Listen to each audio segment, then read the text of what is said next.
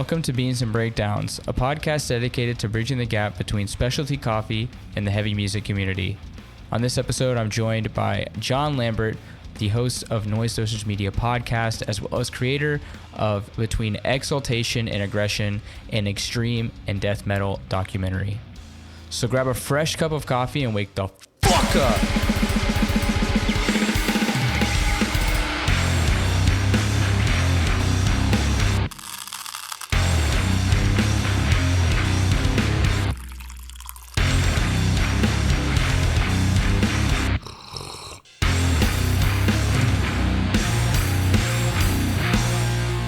What's going on, caffeinated crew? Today, this evening, it is well into the nighttime hours. I'm joined by Jon from Noise Dosage Media. What's going on? How you doing? What's up? I'm doing well. You know, just coffeeing it up at night. So I like it. This could get really interesting. like This could get wild. This could. I mean, I feel like you're doing well though, because you got the beer and the coffee, so you're kind of like balanced. So I was using, big brain logic. Maybe if I have like a couple of beers and then have some coffee, is that how it works? It's that sometimes that is how it works. I know for a fact, like beer gets me tired, and coffee gets me way too, I don't know, jittery? energized. Yeah, jittery. Yeah. Just like, here we go. Yeah, I took a big break this afternoon, so I had a coffee at like 3 p.m. and then I haven't had any caffeine. Yeah, I haven't had any caffeine since, so we'll see how this goes. Yeah. May have to go sing karaoke after this or something. Yeah, I was about to say, I have like a love-hate relationship with coffee. Like, I mean, like, I think that I don't drink coffee a lot, but when I do, like, it's very similar to drinking like a way too much Red Bull. Mm-hmm. Like my eyes are just wide open. But then again, like it's just causing me like some severe stomach problems. So like like it's. Yeah. That's like, I used to smoke. So sorry to all my straight edge friends out there, but I used to smoke like quite a bit, cigarettes, and I was working at a coffee shop. And so every morning it would be, like a drip coffee or a shot of espresso and a cigarette. And there's nothing that gets you to evacuating your bowels quicker than coffee and a cigarette. I was about to say, that's always like a combo. Like people usually that drink coffee, it's like a 2-for-1 type deal. It is, yeah. But it'll get you on the porcelain train quicker than pretty much anything. Get you to that golden chair, man. Yeah, that'll get you there. The stool. But I'm happy that I don't smoke anymore because it was. Congratulations, man. That's awesome. Thank you. It was a mountain to climb, Yeah. So this is a normal thing that we do. Usually these are in the morning, so everybody be drinking coffee, but what are you drinking this evening, since this is a bit different? Well, before this, I was drinking some hot apple cider. Nice. That's a new thing for me because, like, up to this point, I always had it cold. But then I was told by my girlfriend that you're supposed to heat it up, and I didn't really know that till recently, which is hilarious. Like, I was privy. Okay. But I mean, to each their own. I've never had cold cider. Oh, that's not true. Cold, like alcoholic ciders, but not like just straight. Right. So I've been doing it wrong my whole life. So anyway, warm apple cider. And it's for the soul. And I'm drinking some low fat 1% chocolate milk because I don't want to be up till the next day. So yeah, no coffee from me. Sorry. I do love a good chocolate milk, though. It's very nostalgic. It is, man. It brings you back to the days when everything was just happy times, smiles. There were no worries. Yeah. Mom, give me a chocolate milk in my lunchbox, man. Come on. What was your lunch? What was your go-to lunchbox chocolate milk? Oh, shoot. It was the Yoo-Hoo, man. Well, no, it was the Yoo-Hoo. But Yeah. like, I will bring up my upbringing with chocolate milk was a little bit different though, because like, uh, I used to go to my babysitter's house when I was super young, and there used to be like a legitimate milk truck. Like Damn. I live out in the middle of the country with like cornfields and cows and stuff, and yeah, there used to be like a weekly milk truck. Like they would give you like a glass bottle, and you would like they would drop off the chocolate milk, and you'd have to wash it and then put it on the front porch, and then they would grab it, and it would be like an exchange. But yeah, my love for chocolate milk is a little bit different. That's crazy. So you got the chocolate milk straight from the cow.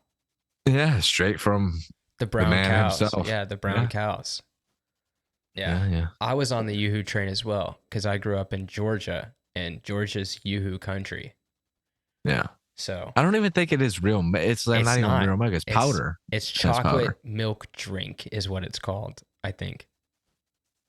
Yeah, it's like powder of some sort, like cocoa. Yeah, it's cocoa flavored water. Yeah. Yeah.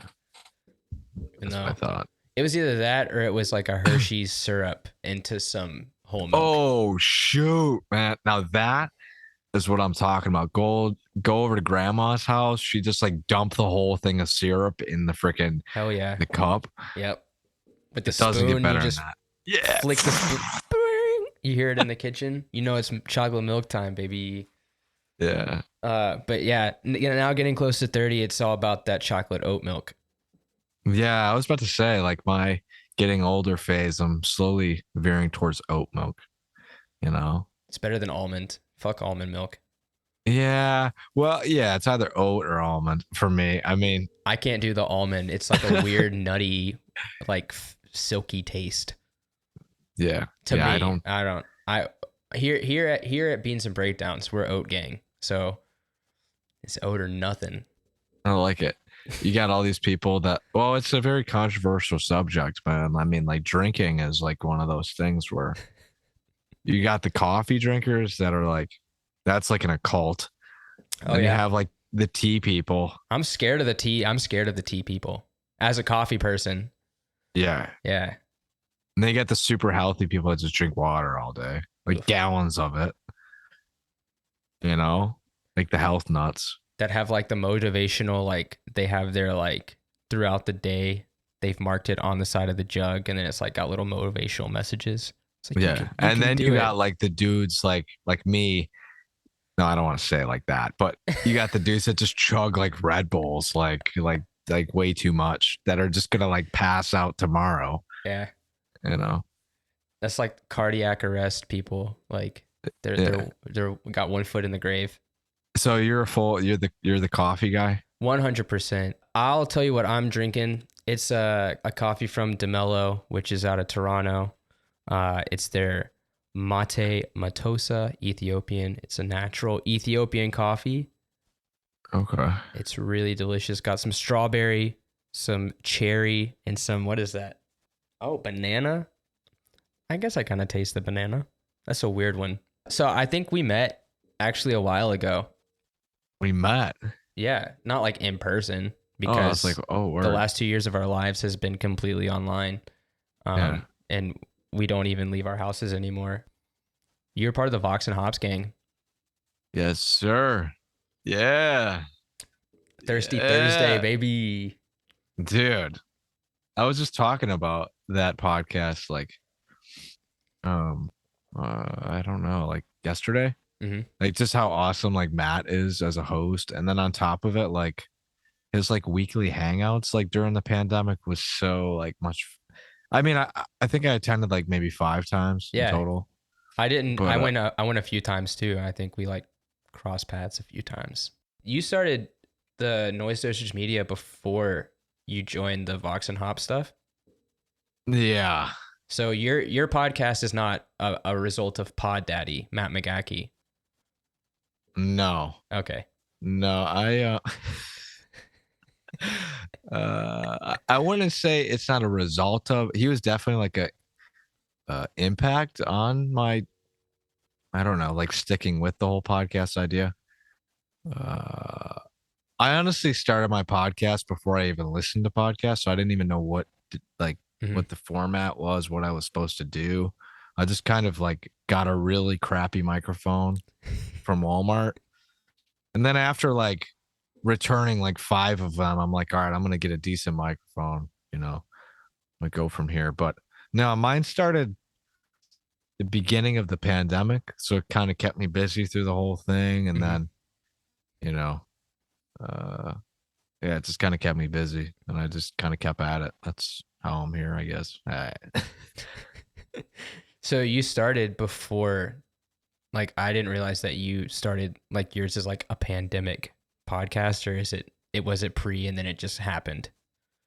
Oh no, it was a pandemic podcast. Okay. Like it like I had a dream, like, cause I got laid off. I got laid off of my job because obviously no work was happening at the time. And I kind of woke up one day and I was like, you know, I'm kind of like bored of just waking up and making music. Like, what can I do?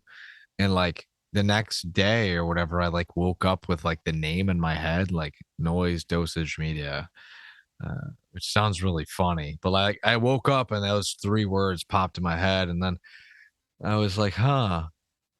And then like that day, I like went out to Walmart, got that crappy microphone, recorded my shitty episode, and then I decided it was, I don't know, it was okay. So I like kept up with it, did like 10 episodes or whatever, and then yeah, my friend sold this to me. He was in like a local band, and yeah, because you got like the crown jewel of microphones now. Yeah, I like this thing, man. It's great. Yours sounds good. What are you talking about? I mean, I went, so mine's like the,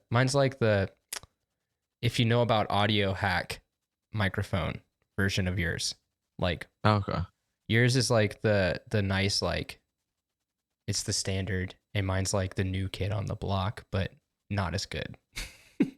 Hey, man, it sounds good. Here's the problem, though. Okay, when I first got into podcasting, I got this Yeti, right? Oh yeah, everybody has the Yeti. Everybody has the Yeti, but the problem is, like, if you drop a quarter on the ground a mile away, it's gonna hear it.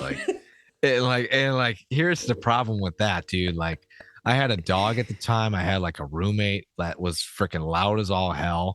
Like, that's something funny about podcasting, man. You have to be like, it's got to be somewhat like professional. You know what I mean? Like, you can't have like random microwave beeping going off. Like, you gotta make it somewhat quiet in the background. Yeah. Like, well, especially if yours is only audio. Like, there's people that have like the video thing going on, and sometimes you can get away with it because it's like you're watching content. Yeah. But if it's like audio, you hear everything. So you're like painting like a word picture in people's minds, like when they're listening. Yeah. And so if they do hear like random noises, then it is very distracting. Oh yeah. And I remember, this is really funny. Like, I remember one night during the pandemic, I decided to start cooking a lasagna. Like I think like 45 minutes before an episode. And I was like in the middle of talking, and all of a sudden like the ringer was going off on the oven. I was like, fuck, man, like I gotta, you know, prep it. I gotta put some spices in there. I gotta do some work. And my guest was like, what is going on in the background? Like, do you want me to come back later? I'm like, nah, man, like I just got a lasagna. He's like, don't worry about me, man. That lasagna sounds good. And it was like a whole thing. Like, I remember it was the vocalist in Origin. That's amazing. Like, he was like, bro, like a lasagna is more important than me. Go take care of that thing and come back. But this is something that I did want to ask you about too, because it's really funny that like the vocalist of Origin is telling you to go take care of your lasagna. Yeah. I was thinking, what's your bucket list? Who's the guest that you've had on that was like, in a million years you never would have thought that you would, like, they would have said yes to you? Yeah. I won't say my podcast. I would say the documentary. I got to hang out with Travis Ryan on his bus and just have a conversation like this. It's like an hour. Yeah. Like, that to me was the pinnacle and the biggest success point I've ever had with this podcast thing. just because like Cattle Decapitation means so much to me. Like I love that band so much, and you know, they were like kind of my avenue into extreme music, and just to sit down with him for like an hour and just shoot the shit like regular people in his van, and talk about like things he listed on Depop and like just random. I don't even remember like what we talked about, other than the fact that I just remember laughing a lot, and yeah, it was great. Travis is the man. That's like what makes it worth it, I think.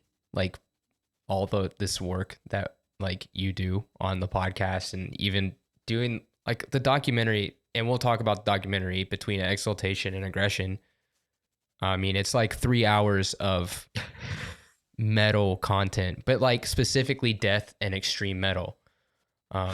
Like I was watching it and I was like, oh, there's a lot of death metal and extreme metal. And then I like read the sub like title of it. I'm like, oh, it's death metal and extreme metal. Like that's what it's about. You're like, God damn it, where's the hardcore bands? Where's the thrash? Where is Slayer? No. But like watching it, like I'm, in the first like 5 minutes, you've got people from like Incantation, Cattle Decapitation, new school guys like Undeath, Frozen Soul, Gate Creeper. Like it's like such a wide variety of people. You have what's his from Napalm Death? I can't remember his name. Barney. Yeah, Barney.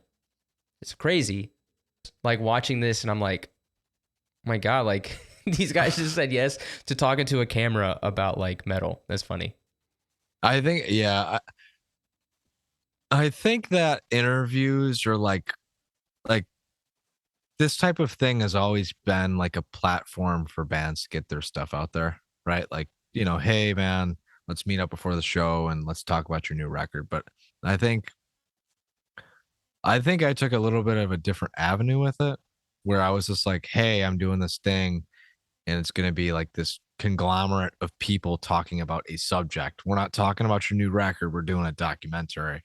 And I think that was the one thing where people were like, oh, this just seems a little bit intriguing. Like, sure, I'll do it, because I feel like sometimes these bands get in the rut of just the cycle, the album cycles, talking about the record. There's only so much they can do before they get burnt out.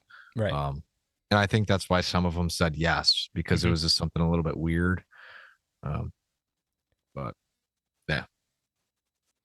What was the most challenging part of producing the documentary? Everything. All of it. Okay, so the most challenging thing is the fact that I didn't know how to filmmake before, number one. I was a photographer for like 3 years, and that's all the knowledge I knew. But the hardest part, two things. Fighting burnout, number one, and storage on my computer. Oh no. So like I use a Sony and it's like a 4K camera. Basically, they're heavy files. And to keep up with the files, you got to edit. You got to use SD, like certain hard, like 1 terabyte drives. You got to distort the stuff. But I guess what I'm trying to say is just being organized. Yeah. I learned that if I'm going to make a documentary film, like I have to, there's many steps I have to take to actually get it out to the people, man. I have to like, first I got to nail the actual video.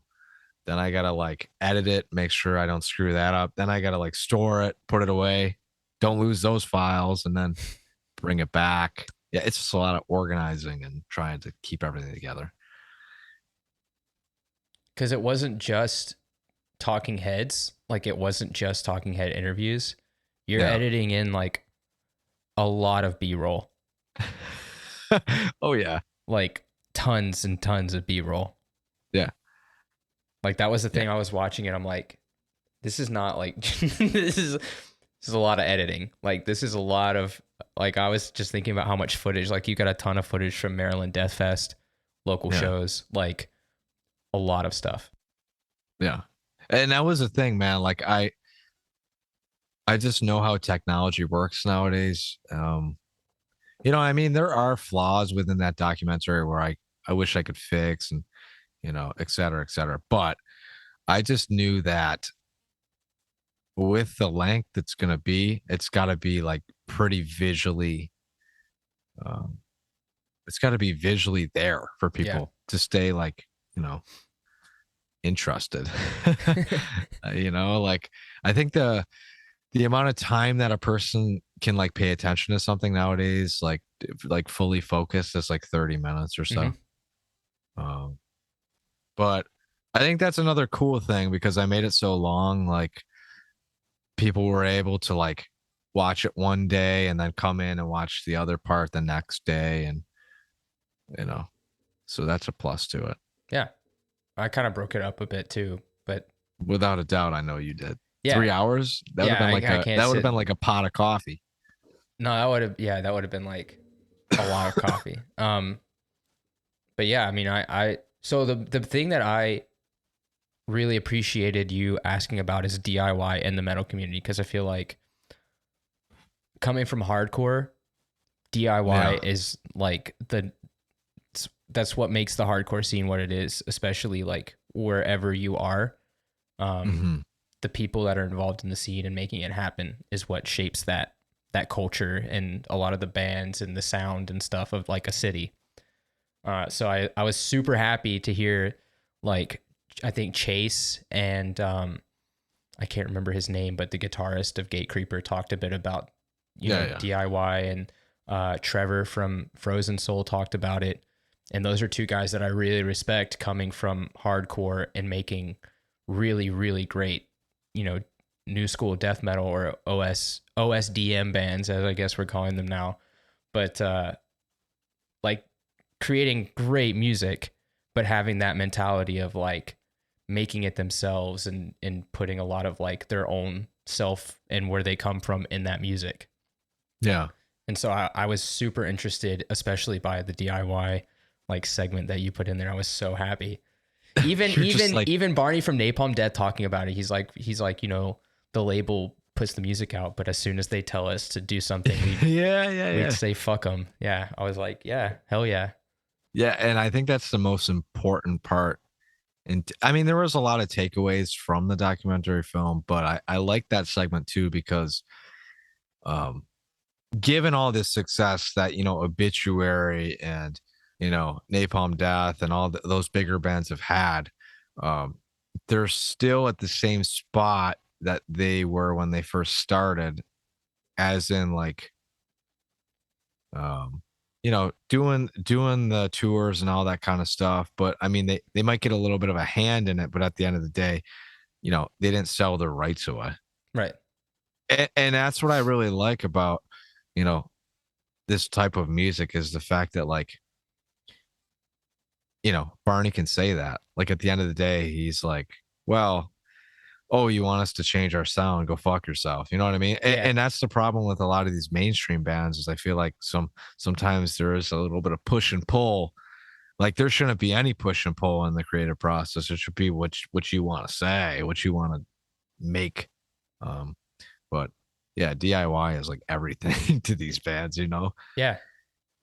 Like, yeah, I mean, ever since I was even like growing up playing in high school bands and shit, it's like you have a friend that draws or something, and then they make your artwork, or you have a friend that like is learning how to record or some shit, and they do your Yeah, your yeah, yeah, demo for like $20 or some shit. You know what I mean? Like it's all about like working together to make something cool and make something fun yeah. and put a Oh message yeah, out there, like whatever you're about. Like, but everybody kind of has like this hand in it, and you work together to like, I don't know, make something that's cool. And I do agree with you. Sometimes even in heavy music, it's become a trend where you have these bands that are kind of put together by a label, and it's kind of soulless.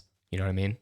yeah, yeah. There's like sometimes if you're put on a label, um, there's a specific sound that they want, Yeah. you know. And the second that you start veering away, maybe they go, oh, like you're going for this sound, maybe you're better off sticking with somebody else. And to me, at the end of the day, I would rather go broke than have somebody be like, hey, change your riffs up and, become a pop project. Like, Never. yeah. Something I heard recently by a dude I was talking to, he said he'll go to shows like once in a month and he'll just literally buy everything on the table. Like he won't just buy one piece, he'll just buy every product on the merch table for the one band. Like one of each. Yeah. He said that, like he streams the music, so he feels like he's like not obligated, but he appreciates the band a lot. So he wants to show support, and he knows that they don't really make a lot on tour. So that's how he, shows his support. I heard like that's the thing is you can do that. Like I definitely do buy merch at shows. Also go on Bandcamp and buy the album. Yeah, it's good. You don't have to stream through Bandcamp. Just go give the band money through Bandcamp and then go on Spotify and stream their album. And another thing you can do, man, is if you're going to buy a shirt, buy a one color print, because that's the most turnover they get. Exactly. Because these are like $4. Yeah. Don't get it. I'm a bad fan, like 8 color fucking t-shirt. You got like a 6 color print. I think this shirt was like $40, so I didn't feel bad. Yeah. Hey, man. You got to do what you got to do sometimes. You got to make it work. 200 Stab Wounds, they're notorious for doing like the most ridiculous merch anyway, so. I like them a lot. I really do. I think Undeath has figured it out because they get those like camo t-shirts and then it's like they roll like screen printing shit over some stencil they made with their logo on it. Yeah. Yeah, they're smart. I think Undeath is, it's funny, man, because I talked about that band a lot. But when I used to be in my shitty little deathcore band, I played like we played on the same show, us and Undeath in Rochester like a long time ago. And I remember seeing them play in front of like their girlfriends and then us, because it was like 2 a.m. on a Monday. Fuck. And I just saw them at Psycho Las Vegas like a month ago, playing in front of like hundreds and hundreds and hundreds of people. And I think, I don't know, that's been one band where, I've seen so much progress and like drive out of like a band where I'm just like, this is why I do what I do, because like, I don't know, you just see a band like that work so hard that literally they played in front of like their girlfriends and, like 2 of their friends. Yeah. At 2 a.m. on a Monday. And now they're playing across the United States in front of thousands of people, man. Like, it's crazy what metal can do, man. Yeah. I saw Gatecreeper on their first, I think it was one of their first US tours with Skeleton Witch. Okay. And how did that go? This was in 2016. Yeah. It was Skeleton Witch, Iron Reagan, Oathbreaker, and Gatecreeper opened. Yeah. They played to like 17 of my hardcore friends in the local bar. Like they opened the show. So it was like people were still coming in, like getting their tickets scanned or whatever. Yeah. So like, like a few dudes from like the hardcore scene were there and like some, some of those dudes that like ride the rail, except there was no rail. It was like a little, 200 cap venue. Yeah. And they played as hard as they did when they headlined, a sold out show here at the 400, 500 cap venue. Yeah. I saw them at Psycho Las Vegas too, man. And that's one band for me. Like, I really think that they are going to be in the top 5 death metal bands of all time within the next 10 years, because they're like pummeling, like their riffs are there, they're pummeling, and they're wholesome as fuck, man. Like they, I don't know, man, other than the fact that they're just super nice. When I film with them, like my microphone was dead, and basically I set all my shit up outside, and I was ready to go. I had like really expensive equipment ready, in a back alley, kind of sketchy. And I was like, dude, like Chase, the singer, I was like, hey man, like, just want to let you know, like the 9-volt my mic is dead. Like, can you go find me one? And he like ran around the whole freaking venue to find this 9-volt battery. And like, it's really cool hearing that, you know, they started playing in front of 17 people and now they're like, yeah, they're killing it. And it's because that they're willing to run around to a venue and find that 9-volt battery, you know, like. That's the mark of a great band. Yeah. Like when they never lose that, like, we're still the same band. Like we're still like that local band that's on tour. Yeah. I love that. And if you were to text Eric right now, the guitar player, like direct, he's going to answer. Because like, dude, metal is his life, man. He just doesn't care. Like he'll text you back. Like he has no ego. I love it. Yeah. Yeah. I have so much respect for those bands like Gatecreeper and Frozen Soul and even Creeping Death. Those guys are super, super nice. Yeah. Creeping Death. Oof. They got some riffs. Dude, I don't even. This is like a big tangent. Did you see their tour that they just were doing with 200 Stab Wounds, Vomit Forth, and oh yeah, Tribal Gaze. I was there. Tribal Gaze. Yeah, I was there. They're gonna be something special. Tribal Gaze? Oh yeah. Yeah.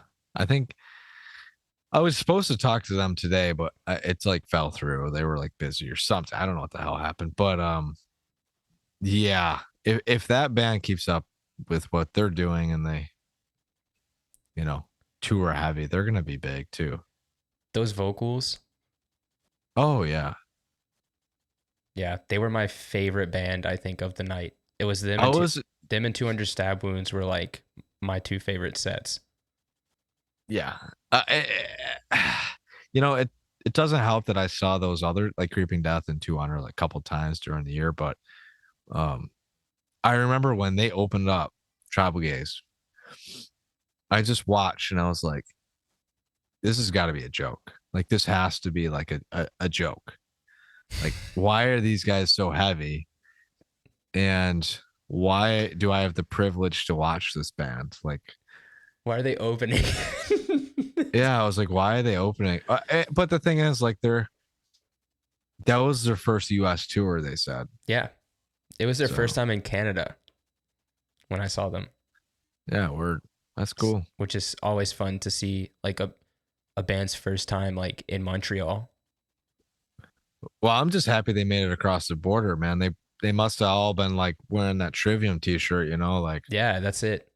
I mean, because the second they say they're in like some heavy metal band, like, or that they're from like, Texas. Oh yeah. You have any guns? You have any knives? Yeah. Do you have marijuana? Because we want it. Well, John, I've really enjoyed hanging out. This has been fun. Yeah, this is great, man. I like the comedic aspect of this podcast, man. It's all about being chill and keeping it tight. You know what I mean? That's what you got to do, man. And I think a lot of my podcasts have been way too serious, and I think I'm gonna break that up. I'm gonna hash that out, man. Once my next episode comes up, I want to start asking weird things. You should. And yeah, like just weird, like out of left field. Like, when's the last time you've like cleaned your socks? Like yeah, something like that. Like, how old is your laundry that's in the basket right now? Yeah. Or like I'll ask people when's the last time they did a spin kick. Yeah. Because I think that's pretty funny. What do you think would happen if you put your grandma in a wall of death? There you go. I learned a lot during this. That might be an early grave moment. What do you mean? Oh, grandma? Call an ambulance. Poor grandma. Oh god. It depends. If it's a Trivium show, she might survive though. There's plenty of cops there that can save her. Oh shit. On that note, I have one last question for you before we go. That was good. What's your favorite city for beatings and breakdowns? Well, that's hard to say, man, because I'm not a big I've only been to like 4 cities to see Beans and Breakdowns. You know what I mean? Like, Yeah. I mean, but I would have to say like Buffalo really hits it. Mm-hmm. You know, like I said in the beginning, man, you better dodge out. Better dodge out of the way, man, because those like there's a band called Depleted from around here, and there's just like a lot of I don't know, heavy Buffalo bands around here where they just like are they beat the hell down? out of it. Depleted sounds like a beat down band. No, man, like they're just like a like a beat down deathcore hardcore band. Yeah, that's what I'm like. Where it's just like, you know, like 102 like riffs the whole time. Yeah, man. Yeah. I would say Buffalo without a doubt. Like you just gotta get out of the way. What's the craziest thing you've seen at a show in Buffalo? What is the craziest thing I've ever seen at a show? Okay, I hosted a show with this local grind band called Anthropic. It was at like an art space. It's kind of like a random pop-up fest that I put on here like last year or this year actually. And there was like this big speaker, probably like 24 to 36 inches, like the PA speaker. Mm-hmm. And it was getting rowdy, man. There was a lot of young kids there really trying to like not prove themselves, but you know, they just wanted to have a good time. Yeah. You know what I mean? And you got these like older guys that are in the scene, and they've been around a while, so they know how to like really kind of amp up the crowd. And he just kept saying, I want to see some like shit. I want to see like something happen tonight. He just kept saying that over and over again. And all of a sudden this 24-inch to 36-inch speaker just came crashing down into the mosh pit. And like luckily I was out of the way because my camera would have been done. And like there was no like young kids in the way because I would have been sued because it was my show. Mm-hmm. But yeah, it was like this big freaking brick coming down. And yeah, thank God nobody got hurt. Damn, Buffalo is hard, man. Yeah. I mean, I've seen some shows like there's like this Italian restaurant called Casa di Francesca's. They make some bomb lasagna, chicken parm, and I've seen some hardcore shows where like they're wearing like masks, and they just like literally punch each other in the face. Like they just go at it, man. And those are the shows that I kind of veer away from because I like my teeth. Yeah, you know, I mean, you gotta play it safe. Yeah, but I don't know. Wear a mouth guard. Last thing. What's the craziest thing that's happened to you? I'm curious. In like a pit? Yeah. When I was like 17, I bit my tooth in half. You bit your tooth, and what do you mean? Like somebody like hit me on top of my head. Yeah. And I like my top teeth went into one of my bottom teeth and literally broke the top part of it off. Like cut it in half. And so what happened? Did you get a filler or something? Yeah, I like bled all out on the ground, and I had to this was like over Christmas break. I had to call the dentist out of their like Christmas vacation to get it like filled. Because of moshing. My mom was super happy about that. That's really funny, dude. Yeah. You know, like you said Christmas vacation, right? Yeah. Okay, so I'm gonna give you a little funny wrap up here. So this is what was happening that night. You got the doc at home with the kids. You know, Santa was coming down the chimney and stuff. They woke up in the morning, they saw the cookies were gone and all of that. And then they got a call from Grayson. They're like, hey, I just want to let you know, like, I was moshing last night. I got my ass whooped. But here's the thing, like, I need you to stop what you're doing. And I need you to come here and fill my teeth, please. Santa's like, what an asshole. Yeah. I got no present, not even coal for that Christmas. Santa was like, your present is you get a tooth. That's really funny. Yeah, it's a front tooth on the bottom right there. Oh man, you said your front tooth? But top tooth? No, it's on the bottom. But, oh, okay. I would have been so pissed if it was like my front tooth. Yeah, it was like a front bottom one. I'm talking front top. Oh no, that's a gleamer. You can't get that one all cracked up. Yeah. just get a gold fill. You know? It'd be a good look for you. No, it's good. Thanks so much for hanging out. This was fun. If everybody listening, go check out Between Exultation and Aggression. It will keep you interested and entertained for 3 hours, but you break it up, like treat it like episodes. Do like 20 minutes, 30 minutes. Play it during your work on a second screen while you're quietly quitting your job. Yeah, fuck that cubicle. Just watch the movie. Yeah. Like, screw that job. You know, boss makes $1, you make a dime. So watch the documentary while you're at work. Yeah. Exactly. Yeah. Enjoy the rest of your evening and go listen to Noise Dosage podcast because you have a podcast. Yeah, they better listen to you. Keep listening to you, man. Listen to me. Listen to John's podcast, Noise Dosage, and buy our merch when it comes out. Yeah. I was gonna say, I want to buy an almond milk shirt when it comes out. It's gonna be oat. It'll be Oat Gang. Okay. Yeah. I'm in. Let me know. I want it. You got it.